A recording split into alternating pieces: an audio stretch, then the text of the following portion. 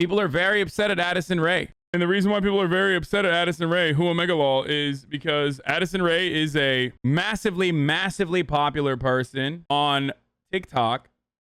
I actually don't know how this happened. I'm going to be honest.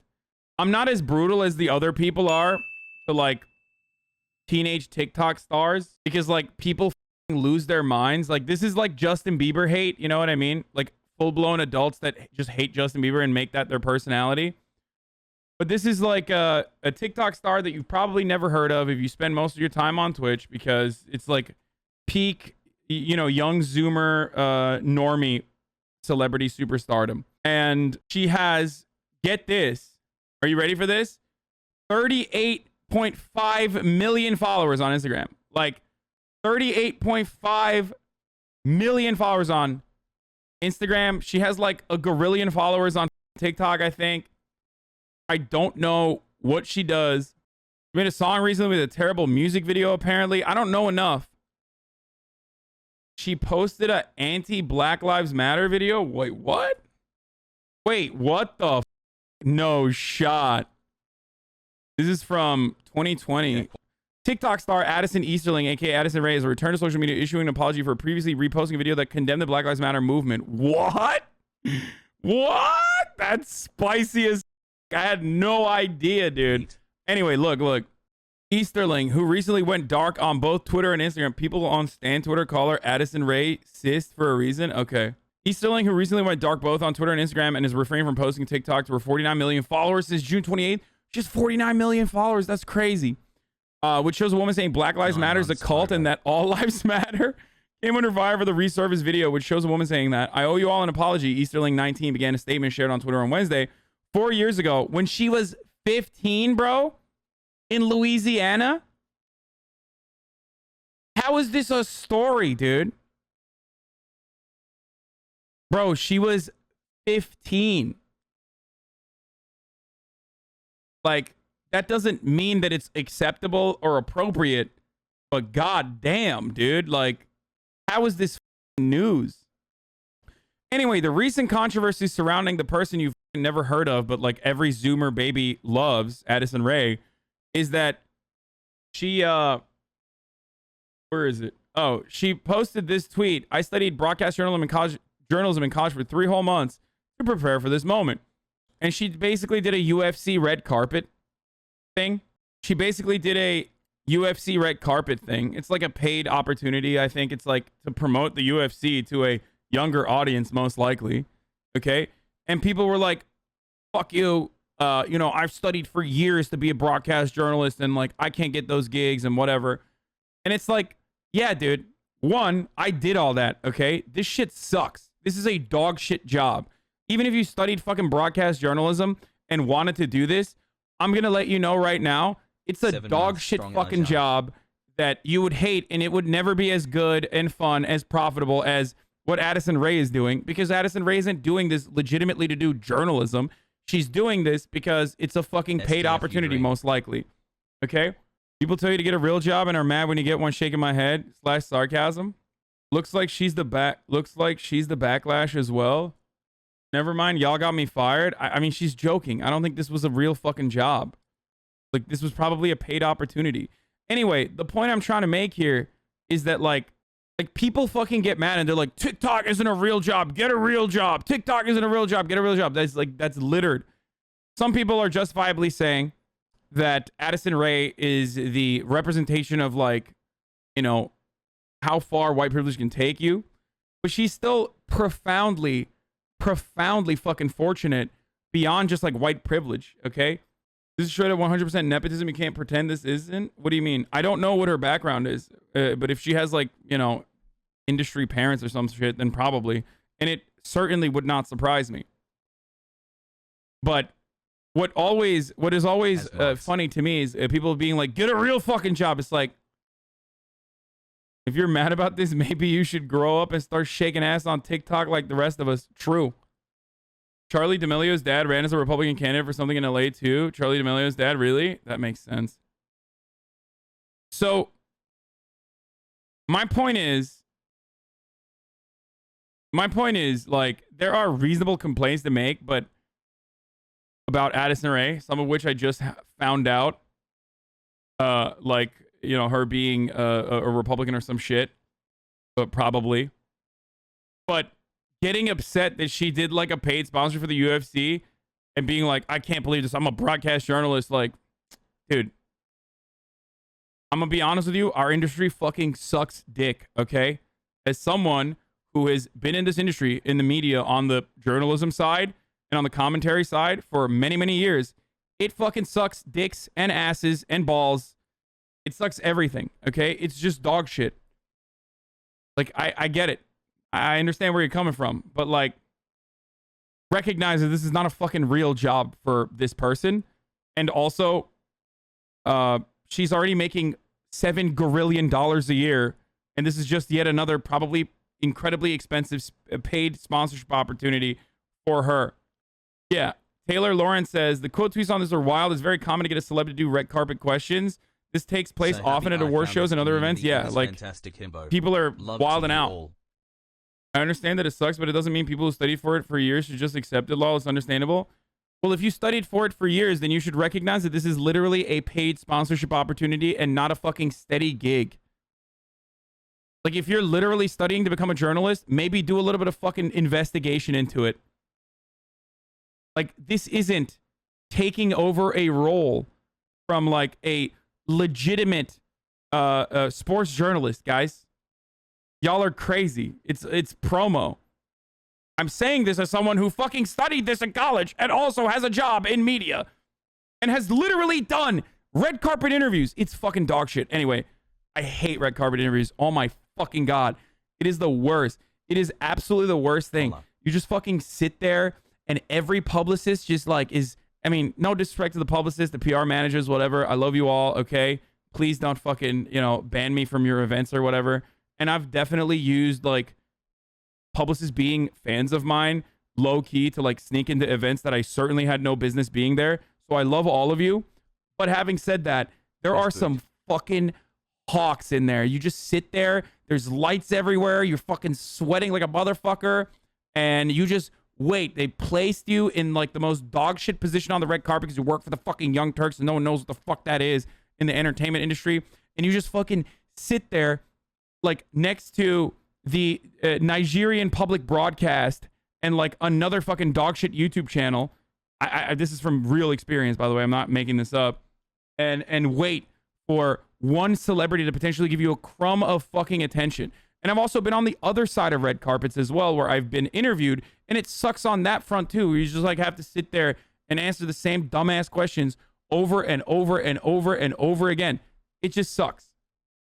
You're the biggest clout goblin on Twitch. You want to be Aiden Ross so fucking bad? Dude, on God, I do, bro. On God. Straight up.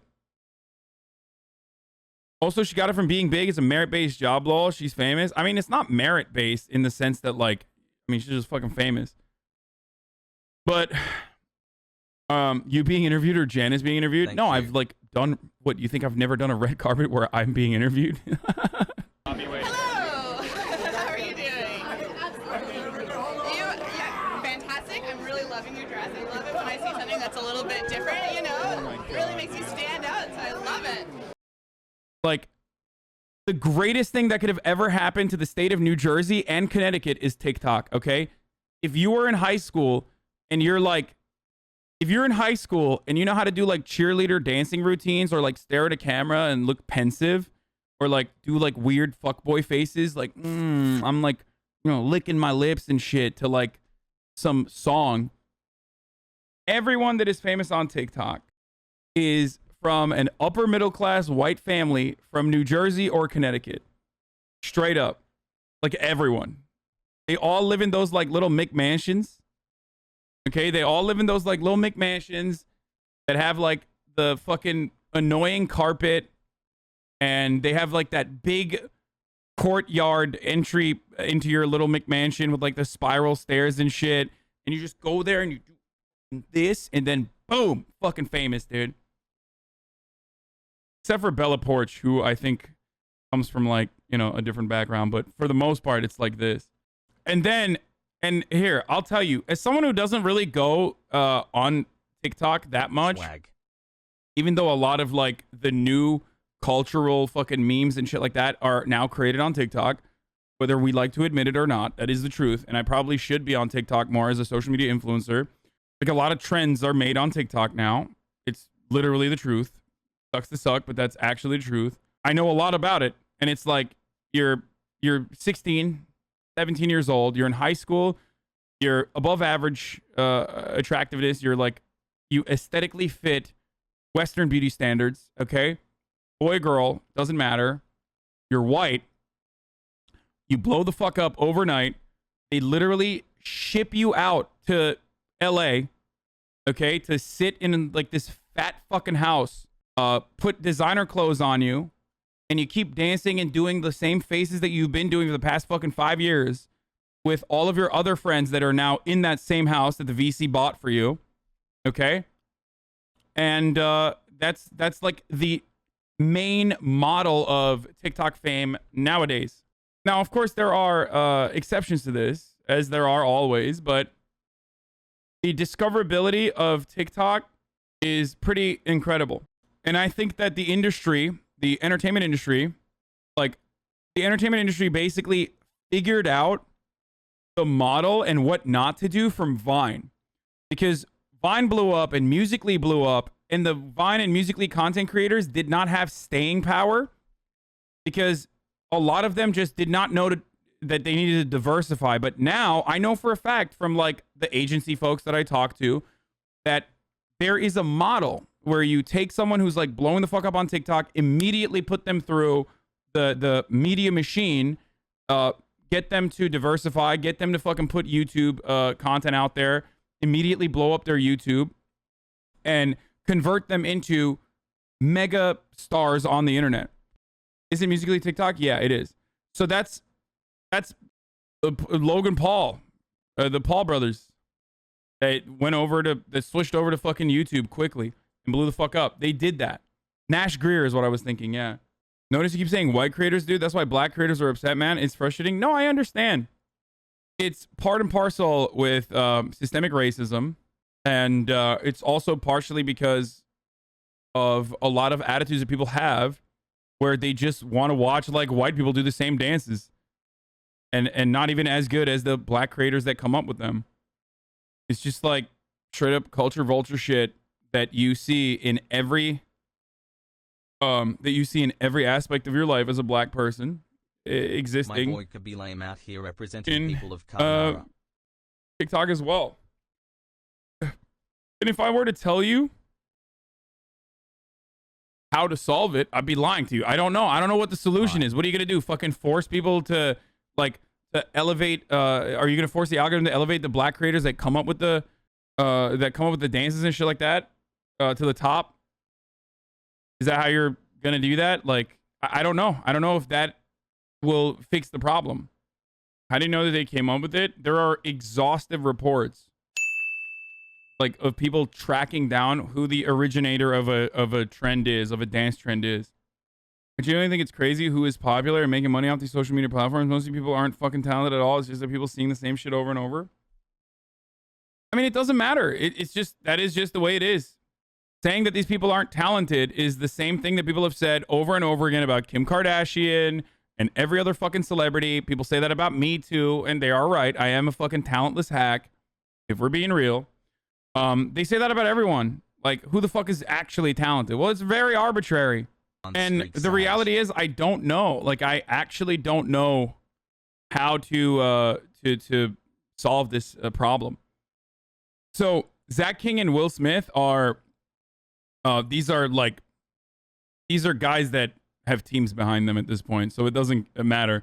But the top four are, I assume, the content creators that originated on TikTok. But yeah, like, Will Smith doesn't count. Like, you can't fucking put...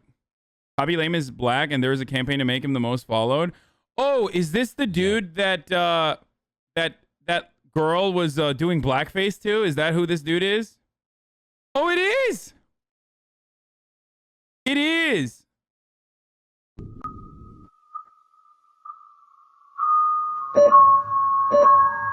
Let's watch this video. Let's see what the fuck's going on here.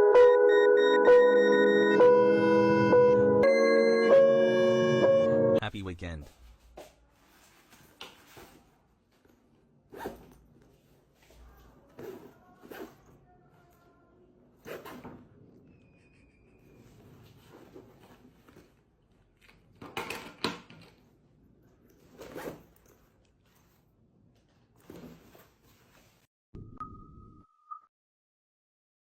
Okay, to be fair, like, I really don't understand TikTok because it's like what? That was nothing.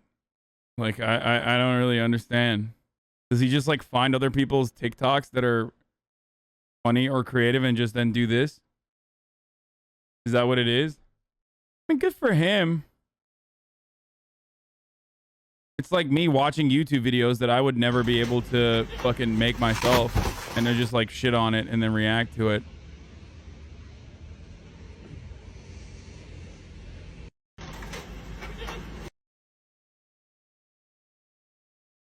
I think his shtick is that he's lame. What is this? TikTok is discriminating against black creators? I'm gonna cut to the chase because I am not feeling well today. I said I was gonna give you more about what was going on yesterday. And I'm very emotional because I lost a friend last night. So here's why I'm frustrated. So if I go into the creator marketplace and I put supporting white supremacy and I hit accept, it's okay. And it lets me have my asking rate at $500. White supremacy. But God forbid, let me put Black Lives Matter on there. Watch. It says it's a threat. Boom. Inappropriate content. Can't say that. I cannot say black people. This is my screen recording. And this is why I'm pissed the fuck off. We're tired. We're tired. Wait, okay? Really? Black success. Wait, what the fuck? What? What the fuck is this, dude? Oh my god. It's true what they fixed it already? Oh, okay. It's wild that they fucking put that in there. Bro. China literally does not give a fuck, dude. Oh! Oh no. Yes. Boom. Inappropriate content. Anything black related is inappropriate content. But black can't say it. Let's take that out of the equation. Supporting white success. The same adjectives I was using to describe us on this app. It's allowed. It's allowed. White voices accepted. I think part of that is because I think part of that's probably because like they don't want to be political, right? And then BLM is like a very famous and like supporting black creators is like considered political, whereas white supremacy and like white supremacist shit is not considered political because it's not like promoted as much. You know what I mean? That could probably be one reason. 6 months of no ad breaks. Do you understand what I'm saying? It's still completely unacceptable regardless. I'm just saying that like there could be a fucking cultural. Isn't that just as racist? No, it fucking absolutely is. I'm not saying this is acceptable at all. I'm just trying to find what could be beyond it. You know what I mean? What could be a reason potentially beyond it? But even in the most charitable take that I have, it's still incredibly racist. I don't know. I'm just like looking for potential reasons, but ultimately it still stems from just not having like black people in executive positions inside of your own company. Gang, black heart. To like black heart. recognize that this is yet another instance of like artificial intelligence being unironically racist. Do you see what I'm saying? Like machine learning churns out outcomes that in a lot of instances are racist. Why? Because the people that it's analyzing and the structures that it like copies and mirrors are unfortunately, whether we like to admit it or not, white supremacists. Like that's where it comes from. Unintentionally, in air quotes. Yeah, I mean unintentionally in the sense that like people unintentionally support and participate in white supremacist systems. You know what I mean? Yeah, the data mirrors real life outcomes, which is prejudice because of society. Absolutely. And the only way that you could potentially fix that solution is if you have a more diverse group of people in oversight. Do you see what I'm saying? That's usually something that people that come from that background will have people that come from that background, like a black person would be aware of that already. TikTok blocked creators from using Black Lives Matter in bios. TikTok has reportedly blocked users of creator marketplace from being able to use words and phrases including Black Lives Matter in their bios, flagging the word as inappropriate content. The TikTok creator marketplace feature was currently in beta testing, aims to help creators connect with brands. White people can get on here and call me the N-word and make videos about violent extremism, but I can't do anything. Our TikTok creator marketplace protections with flag phrases typically associated with hate speech. See, we're erroneously set to flag phrase without respect to word order. Where was I? What were we talking about? Oh, we were talking about TikTok. Yeah, I think I'm done with this story, but like ultimately the moral of the story is I think people are being fucking pissed off because I'm so cute. here's what people don't want to recognize, okay? A lot of people want to believe that the capitalist organization of the economy revolves around a meritocracy. And if meritocracy is a lie, then all of a sudden probability kicks in, and therefore probability and all these other factors that contribute to someone's success make it so that maybe it's not the most ethical system. Maybe there are reasons outside of true merit and hard work that have allowed people to fucking hit the peak velocity in fame. Okay? That's why I always say one of the only industries where there is a tremendous amount of meritocracy, like actual meritocracy, is athletes. And even then, there are a multitude of different factors, especially like your socioeconomic conditions, that play a significant role in the likelihood that you'll be successful or not. So, meritocracy is not real. Like, it's not a real concept, but it's the main justification for why capitalism is ethical and the best economic organization. And that's precisely why we can't, do another system. It's so different than monarchies, because in monarchies, the wealth and concentration of power at the tippy top was afforded to those people by God. And that's a silly fucking notion. Whereas under capitalism, the wealth and concentration of power at the tippy top is afforded by meritocracy and the real hard work and grit and effort and hustle that people have put in. Now, does that mean that there is no meritocracy or there is no merit? Of course there is merit. You have to work hard. You have to work smart. You have to know what the fuck you're doing. But then what kicks you into high gear absolutely is the factor of luck. So people look for edge cases like this, misconstrue it, and instead of admitting that like perhaps meritocracy isn't real and we should do something about changing the system, instead of doing that, they just get mad and they go, oh, you fucking got there, you don't deserve it, fuck you. Well, most people didn't deserve it. I don't fucking deserve it. If from the point of view of like genuinely like no luck was involved. Do you see what I'm saying? From the point of view of like someone's success, if you look at someone's success from the point of view of like how much suffering they endured and withstood to get to that point, like there are not a lot of people out there that have legitimately gotten to the positions that they've gotten to by pure work and no luck or no other factors that got into it. You know, there's always going to be intergenerational wealth. There's always going to be privileges of certain sorts. That's just how it works. That's why people rail against nepotism, for example, because they think that that's a cheat code, right? And in some ways it is. Nepotism, and I've said this before, nepotism is only a cheat code under capitalism. Like, you wouldn't give a fuck about nepotism if you had a way to meaningfully have a fulfilling life.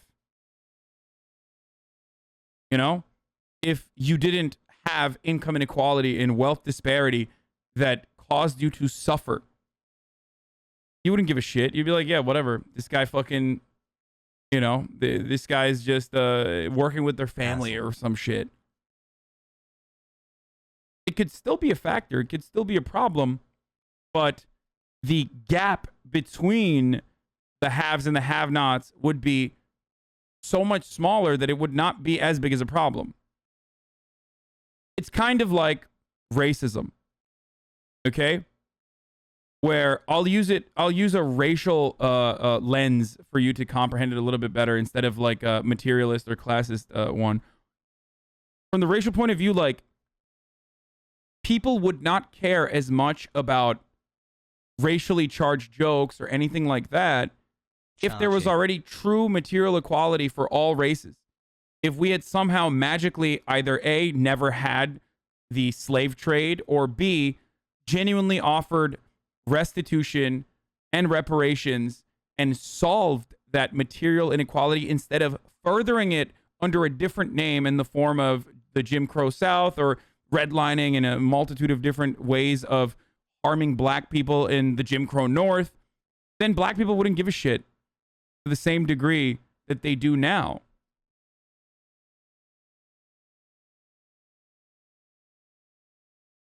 Do you understand? Like, it wouldn't be as unacceptable. It's kind of like making jokes about Polish people or Italian people or even Irish people. Why do Irish people not get bent out of shape when I make jokes about Irish people in America? Well, because they are now classified as white. They were not when they first came here, but now they are classified as white.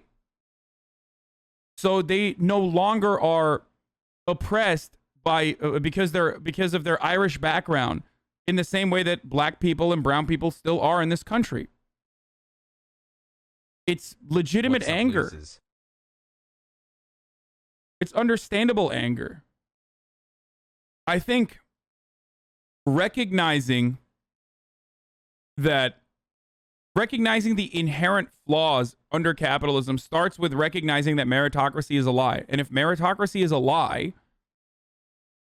then you should solve at least the basic problems that people have by using the function of government to solve and offer a base level of material equality so that people truly, at the very least, have the same starting point and the same safety nets and the same safety mechanisms that they can fall back on, no matter what their situation is, no matter how many times they have failed, and no matter how many times they have, no matter what has happened to them in their lives. Do you understand? Which is why, although I myself am a democratic socialist, I believe in a transitional state that originally starts with social democracy that you expand upon. Which is why a lot of leftists in this community will routinely tell me that I am fake and a liberal and all this stuff. Because I say that I think social democracy is the first step. You're a rad lib LMFAO. Yeah, exactly. A term that you probably learned from me that you're misusing now. My favorite type of chatter is like Marxist-Leninist who's been in here for fucking 8 months and just says, well, you are just a lib LMFAO. It's like, well, why are you here still? Guess what? What happened? Is Jason Unruhe not fun for you to watch? Is that what it is? So I hope that was at least a little bit revealing for you. And that's why a lot of people watch me, because you're not going to get this kind of analysis or anti-capitalist critique on a fucking Addison Rae viral moment in any other broadcast on the planet. You are definitely an anti-capitalist, but you are more willing to protect the safety of the bourgeoisie than other leftists? Yes. Because I see the resounding success of Bloop. Of capitalist sedation, and I also understand that sedation is necessary for the masses not to fucking rise up and break the system. You can either rule by force or rule by blinding people. And I think that the Western neoliberal capitalist mode of suppression is a more successful one than the other kinds of more authoritarian forms of suppression. I would rather manufacture consent rather than forcibly fucking tell you, like, if you step out of line, you're going to go to jail. Because America jails more people than fucking China does. And yet people think America is more free than China.